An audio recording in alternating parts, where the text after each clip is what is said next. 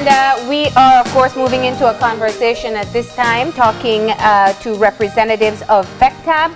Of course, we have with us President Tom Greenwood, and we also have with him David Almendarez and Yhony Rosado. Good morning, gentlemen, and welcome. Now, there's been some disquiet in the tourism industry of late. I know you guys sounded the alarm last week with regards to the Harvest Caye investment and the fact that you guys are feeling a pinch now that a majority, if not all, of NCL's vessels have diverted to Harvest Caye, cutting you guys out of business here in Belize City. Well, we looked at the November and December schedule, and there's no NCL ship in Belize.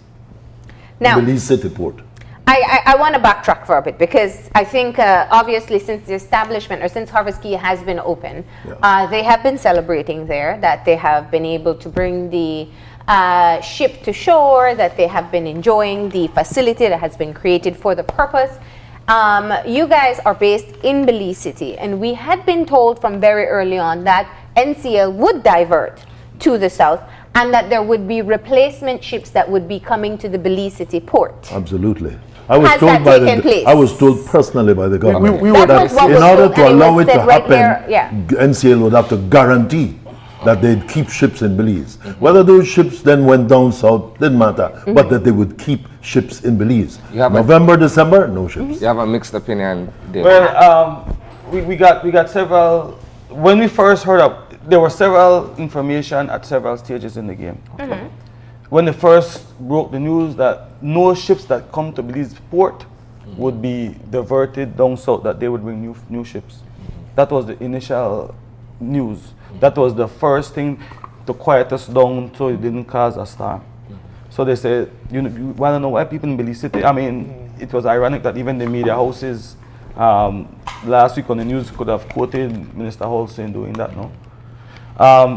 But what we come here today is to address a couple issues with Harvest Caye, and a couple of things that we like and don't like and need to address very, very urgently before everything become entrenched and everything become law.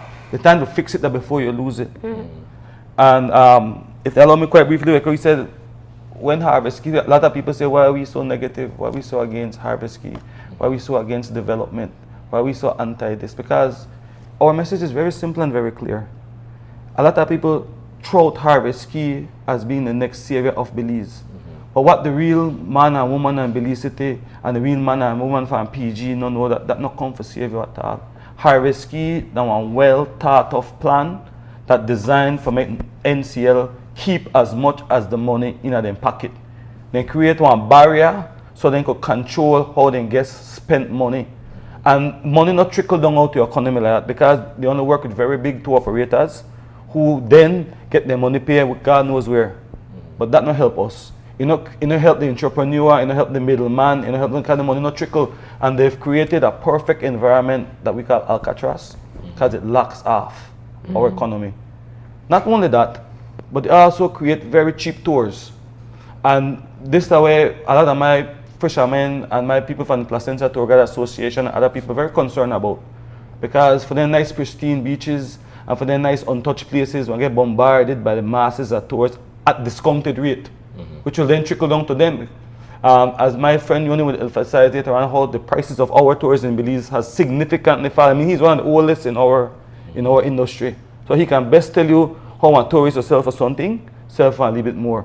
And ironic thing when get to me is people from other media houses, the government media houses, very Friday were very upset. I mean, we were there just of their topic the entire day. Make we know the Hagwege Ball laugh because they realized we told the truth about Harvest Caye. Harvest Caye is not designed for the local Belizean make money. It's designed for big fishes to play together, which hurt local Belizean, and hurt the fisherman that Belize, and hurt the local tour guide. Now, let me jump in here, because I have to point out and acknowledge that from the initial phase of this investment, you guys have been vocal, and we can acknowledge that. You traveled down to Placentia when there were the consultations, and you made it very clear that you had concerns. In fact, the entire Placentia community we still have concerns. Had concerns. Well, I mean, here's my point now. It has been built. The ships are coming to port. It is open. Yeah. It is functioning. Yes. According to how they had planned for it to function. So, what are you hoping to achieve by sounding the alarm at this point in time again? I should say sounding the alarm again at this point in time. While coming here this morning,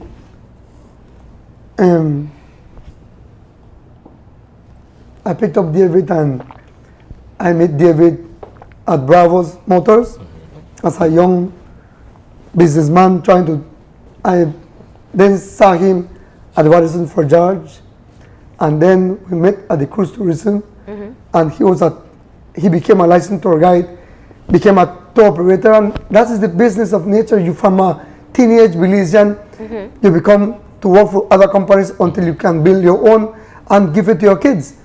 So Radisson is the point right here. Radisson have catered for John Travolta. Radisson have catered for the president of Guatemala, Mexico president.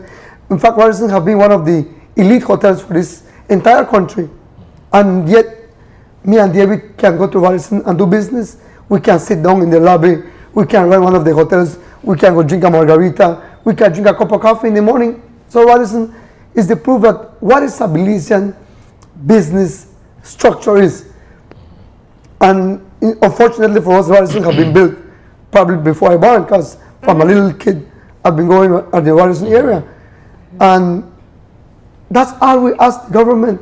So you want them to revamp the system that they've now established. To do what? What would you want to see happen? We have several solutions. Okay. And it's ironic, as I say, every time we come, we don't have solutions. Our solutions are very simple. You know, they said the other day that how could people like me, Yhony, and Mr. Tom Greenwood ever meet with executives of NCL? How could we bargain for our... And I said, look what the people with suit and tie and people spoke pretty did for you. They built a jail in your own country. Never before in my country I see a jail. Never before I've ever been to a place I can't go to. And solutions are very important fact that Harvest Caye has been opened without even a full EIA assessment. We want to know this. The minister here said we turned a piece of abandoned island into a paradise. That's to show you the level where my minister of tourism there. We turned a piece of abandoned island into a paradise. And I say you turn a piece of pristine mangrove and forest that we had for years into a Disney World and a zoo. And what they do, what the solutions are, we want to see your EIA. We want to know where part your waste to go. All the bathrooms you go up on the Caye, where part the sewage to go, how they affect Placencia, how they affect independence, because these are questions you did not answer in your last EIA when we sat down. How come you open and you still not answering any questions? In the year 2014, cruise ship tourism produced $4 billion worth of, 4 billion tons of sewage alone. What do you do with your sewage there? How that they affect women? Who they monitor you? Because is it the same EIA people who monitor you when you build this and allow you for food? How we can know that your reckless waste and your mass produced waste don't affect us? And last, we also want to encourage NCL to work with local tour operators, because we have good tour operators down south that can offer good tours. We also want to find a way that people, because we don't know whenever they invite them people, and they not invite we. So we have to forever fight for it. And for people who want to book with us, find a way that we can greet our people in a timely and appropriate way. If you don't want to on our island, find a tendering spot. We can say pick them up here, I will pick them and go do it, because that island is not allowing that to happen. Yeah. So let me and then you have one more. I got one last thing. So I want to open up Disneyland to my people. Just see when you can open free zone Sundays, find Sundays when you let Belizeans in there so you can see what you do. Because that is very important to us. So you can't build a clean of free house. Let's go to Radisson. Make from now and again our people, might not even have to be me, you know, make my people have access to your nice zip line you do and your nice island. Make we couldn't feel like a tourist one day in our country. Then there are simple solutions that the people with suits should do. And internationally, the independent operators of Belize, and we've seen kudos all over, Cruise Critic, TripAdvisor, and the whole lot, have always delivered a very fine product. That is the challenge. The business of water-down tours is going to have a horrible downward exponential effect on all the prices set up all over the country, but especially Belize City and in the Placencia area. This thing is going to cause tremendous damage. Damage to the operators who are already not going to get anything from NCL. Can it be argued from 2 points here? That one, this is a private venture. This is an island bought by a company and it's their property. While it is part of Belize, it is almost as if though I have my own piece of land and I do on it. Then if we have a proper government, our government will say, listen, we welcome investments. This is why at the big meeting of the FCCA, when somebody got up and said, we need more investments in Belize, I said, we need more investments in Belize the way we need a hole in the head. We need more good investments. A good investment is, yes, we want you here, you will do well, this is beautiful, but please, we need to add how the local man in the street gets a little of that business. A good government will always look at that. That's why I bring the part with the Watterson. Watterson is a private property. That's why I bring, because for the critics that are saying that it's a private property, you can't go in there, Yhony, you can't go in there, Belizeans. That's why I bring Watterson to mind. For all those people that might think that we're fighting to barricade or enter a private, but Watterson is private, or Watterson is government. It is private, you're right. You know, and that's why I bring Watterson. Now, I want to bring up the point because I think that is what it's being. We have seen, this is not unique to Belize. Cruise ships have done this, and I'm glad you point that out. This is not, and we have to be very clear to people, it is not unique to Belize. Yes. It is something that you're very right. Cruise ships undertake the investment in being able to establish their own we need to put this point in in destination. Let me finish. Yeah. Let me finish. So I think that is one of the things we have to be very clear of. Your points in terms of looking at access, some would say would be reaching. I mean, if it's their property, they've paid for it, our government has approved them being able to do it, so they can choose to not. So if the rule, but is it right? I understand that. I think it's not right. It's not ethical. It's not. It's in 2016, this should not be the modus apparatus for nobody to come into your country. You said something very important, that you said this is not the first place, but you need to bring the context of the 7 islands. 5 of them are in the Bahamas. I mean, 4 of them are in the Bahamas. There's one that was in Haiti that they built by Royal Caribbean, and in the news earlier this year, the people from Haiti decided they don't want that island anymore. So this is not just to us, because these people come. You know something? The governments are in their coffins. Everybody, we don't know the secret deals that are happening, we don't know and can't talk about, and that create these thinking deals. And what happens is they come to your country and they keep they in the efforts of bringing money to your country when they really don't. And there's a system in place, and research has been done, and it's on the internet, and the web, and the cruise ship don't like you to talk about it. That they come, these kind of islands hurt the local man. It closes down local tour operators.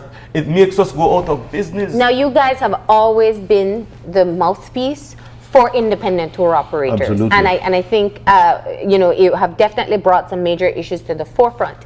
Have you spoken with the tour guides from Placencia? Yes. What are the independent operators and the small business saying at this point? Because the concept, when the project was being undertaken, it spoke about being able to introduce more business into the area. Now it still is very early enough that I know even the initial reviews for Harvest Caye was at like 6 to 7%. All right. But to be very clear, it was a small number of reviews, and that really isn't a great indicator as yet. But I want us to talk about that, because Belize wants to be able to boast that we have great reviews for our tours. Absolutely. And we also want to ensure that the people in the vicinity will be benefiting from the influx of tourists. This has been the hue and cry of the Ministry of Tourism. Tom, we came into tourism in 1999. I came in as a local, I purchased a car, get a taxi license, get a license for driving a cab, and we entered as a taxi cab. In 1999, there was the first cruise ship coming in, I think by Watterson Marina, and one of them was, I think it was a gay ship, and we embraced it as Belizeans, and we were the church was trying to fight it, but we embraced it and we started to do business with the cruise ship, not knowing at that time a cave tubing tour from San Pedro and Kikaka was $125 to $150 US per person. No, because of the cruise ship and because of the competition that too many local tour operators in Belize, in Kikaka, in San Pedro, the price of cave tubing have dropped from $150 to $50 to even $35 per person.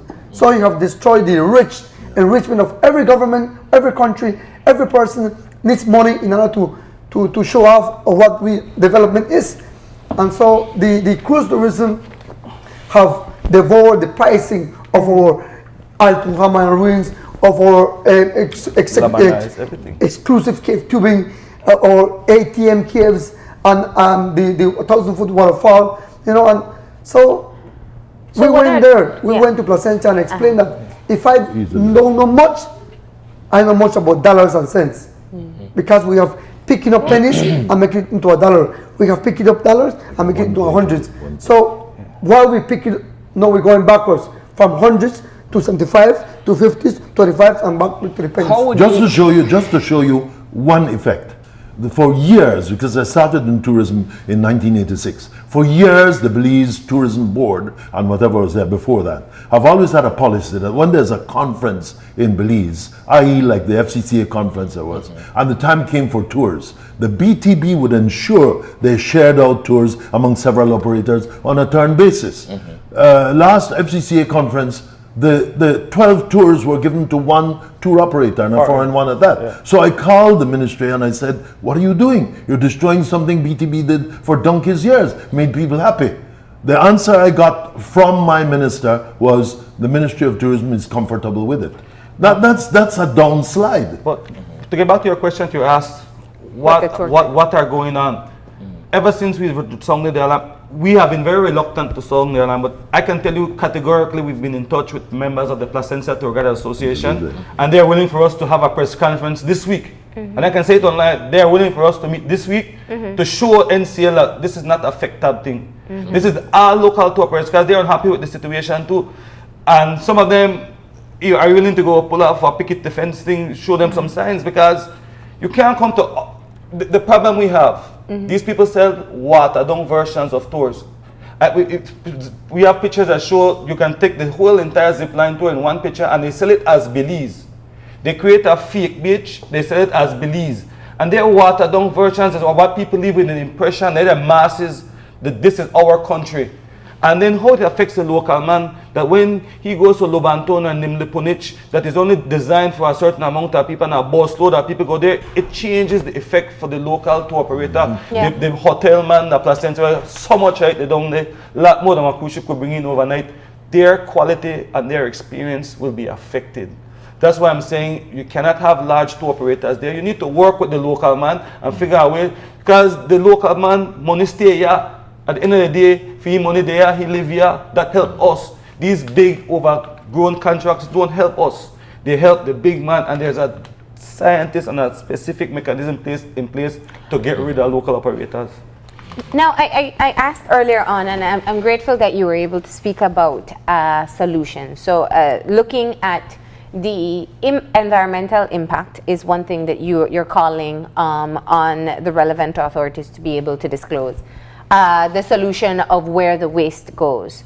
And you're also calling on a specified location or a mechanism to be put in place so that independent travelers, people who don't want to book through the cruise ship and who want to go with their own tour operators, who that's your market, that's right. That they have access to do so. What is currently in place right now, and what are you proposing will take place? In Belize City? No, with the Harvest Key. Yeah. Well, we have find out that we're getting people booked. People are booking your tours. No, they were already booked. Uh-huh. But we didn't know. In fact, we didn't know the schedule would change. That's how far BTV and Harley authorities have gone so far to trick our guests and trick the local operators that we are waiting for them on a certain date, and the date have changed and the ship is already on Harvest Key. So the people are so professional at Harvest Key that they call me and say, this is Cave to Binakam, yes. Well, we have some of your guests right here, and we'd just like to inform you that they are here in good hands, but you won't be able to come here. As you, they informing me like, I don't know about Harvest Key. And the truth of the matter is that the tourists themselves have got there on a basis of lie. They thought they were coming to report of Belize City. They wanted to do cave tubing. They want to do the local, the team tours that are You're popular. saying that they're being disingenuous Yes, in terms of what is being said to you and what is being said there. Enshrined enshrined in this single statement made to us by the government of Belize, saying that this had to happen before permission was given for Harvest Key to continue. That the ships would stay in Belize City. Other ships would go down there, or if the ships came here, then they'd go. In other words, continuance. That continuance keep the business did not going, happen. yeah. And apart So from we're that- caught with, you know, Apart from that, you have people coming on those ships thinking they can do Alton Hat tours. And what they do is, they do a watered down version. You can't do cave tubing, but you can do river tubing. You saw the incident last week in the news about the river tubing incident. So they do water versions. You can't do a jungle zip line, but you go zip line on a private island or any a trapeze or something like that. And this might benefit NCL, and it might be perfect for them, but we're telling our government replicas of these and these need to be fixed because it hurts us. Yeah. Because they want to do water down. Which big, huge mine site they could go sit down south? Like Alton Ha, like Lamanai. Yeah. But yet these people will sell these sites, and when the people come here, they don't know the logistics. Because I have guessed, what NCL don't realize that these ships have people that are like family members to us. We've developed a relationship where they know I like beef jerky, they know a lot of things about me. And whenever they come, maybe they don't even want to do a tour, they want carrying a placenta, go show them the beach. Some of them want to retire, they want a good spot, they want to go look. And these are services local tour operators can do. And that will create genuine and growth for our economy. And this goes But the to- way it stands, it will not happen. and like this that. goes to the concept that cruise tourism has always managed to damage the overnight industry. If you go to some of the islands of the Caribbean, as I have, there are magnificent and very large properties that are completely abandoned. It's a hoax. Cruise tourism does not deliver, as they said, about at least 18% people back to the overnight industry. For instance, the picture drawn by Brother David here is of the so-called zip line, just up and down, up and down. You have four other zip lines. There's Bokawina, there's one out west, and then there are two in the Hokkien area. These are zip lines that people in They're the the Big overnight Falls one as well, industry yeah. have developed at great cost. So all of a sudden, as we say, the watered down version is going to hurt. So The I same hear- thing happened at a conference, at a presentation by the Sitco and Tourism Board last week. Okay, they spoke about what we need to do with the zone, and I said, listen, we're taking in one aspect of it, we're taking one problem from here and delivering it on top of the overnight industry. We mustn't do that. So I hear your concern in terms of the destination selling a version of Belize that you're not happy with. And as you said, you're speaking to Placencia tour guides. I expect we'll be hearing more from you. You've sounded the alarm. I'm assuming you haven't heard anything back at this point in time From Placencia? from any of the authorities. No, from well, BTB, the Ministry of only Tourism. article we heard about is Wave Radio. We Well, know- that's not, I mean, I said as in government. Yeah. ministry, so- I'm going to enjoy the pleasure of being attacked both on Wave and Vibe. So Let me go ahead and allow you to have one closing point because we're quickly running out of time, guys. So I'm Yes. trying to keep us on schedule. And I know your final point is really to be able to, you feel that if a port is made in Belize City, Yes. that some of these challenges will be alleviated. Please tell us Yes. why. That's the meat of the whole thing, Yeah. where the expansion of the cruise industry is concerned. We've got the concept of the Port Loyola project, and then there's Stake the Bank. Stake Bank project. The Stake Bank project will cost less than half of the Port Loyola project. And the Stake Bank project, in my eyes and the eyes of a number of people, is an easier, quicker thing to do. And the one thing I do like about the Stake Bank project, I should say two things, because the Prime Minister asked me to get an agreement with the Stake Bank people, which we got. So it puts Fectab and all its members in, and anybody else who wants to join. Yeah. But the access from Stake Bank to the other island, to the mainland, is going to be the fruit from the tree. So we have that. The other project, there are so many questions about that. Carnival backed out. And if Carnival backs out, then that's a warning flag, that's for sure. For instance, it'll take $170 million to begin the initial dredging. And that place there is one of the greatest mud fields you'll find anywhere. I know because I was hired to do some diving for things that ships lost. And I went down 30 feet, and after that, it was soup. soup. So I don't know what's going to happen So there. we have But heard that if your one- support primarily goes to State Bank, and I know in previous conversations that State Bank has offered you a particular location within the destination that you would give be us able a to and black access, and Yeah. access. They give us a Yeah. black and Vehicles will drive to the all the mainland. members, taxis, here, bearers, they give us a whole list in black and white. First time in history we have seen that. That whenever that we will get a slot there to do business, to be able to do business. But I must say, Malene, thanks for the media, Yeah. and thanks to especially Channel 5. We in our industry have been a mess with the media help. Imagine if there was no media help from us. So we have We'll be dead. excesses or vocabularism we have talked or being spoken, but I must say that we have fought from the very beginning when the foreign tour operator came in and went with half of our pie. Then we couldn't do this 2 caves, we can only do 1 cave. Then we have to bring a whole bunch of equipment that the foreign tour operator came in with foreign money, with easy foreign money, because in Belize it's hard to borrow money from our banking. And then they brought all the helmet, the headlight, and they dressed a dummy, and then we local operator must dress like that, or else you can't do cave tubing. We had to get money from all over the place and try to get our guests just like the cruise ship. And you know what is the embarrassment?